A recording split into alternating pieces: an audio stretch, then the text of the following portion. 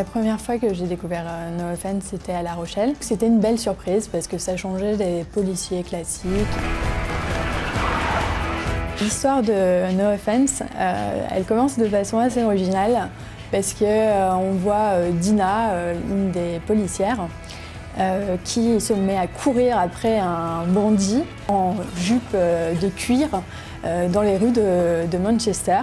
Et puis en fait, sa proie trébuche et tombe sous un bus et se fait écraser la tête à plat. Comme ils disent, comme un donut, voilà.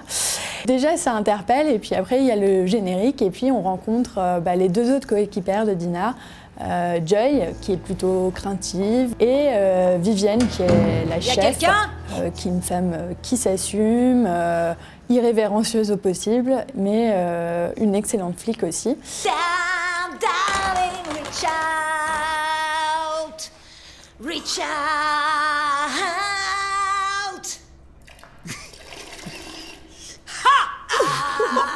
Voilà, c'est Vivienne dans toute sa splendeur. Et c'est pour ça qu'on aime le personnage aussi. Préparez la salle de briefing, je vous prie. Souvent, les Anglais ont beaucoup de séries d'humour, ou sinon ils sont vraiment dans le drama pur et dur. C'est vrai que No Offense a un côté assez particulier, un parfait mixte entre le procédural, le fait d'avoir une enquête à chaque épisode. Et c'est une comédie anglaise, c'est trash, c'est noir, mais c'est très très drôle. C'est des répliques cultes. Aux chiottes, McLaren, aux chiottes les experts. Ils sont pas foutus de trouver un clito sans moteur de recherche. Quand j'ai appris que No Offense allait être diffusé sur France 2, j'avoue que j'ai été étonnée. Parce que c'est pas tellement le style France 2 dans sa ligne éditoriale. Après, moi je trouve qu'il y a un changement depuis une petite année maintenant.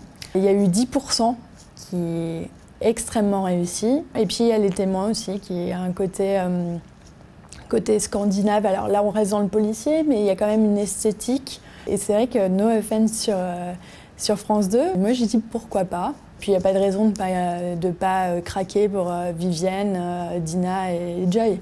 Voilà.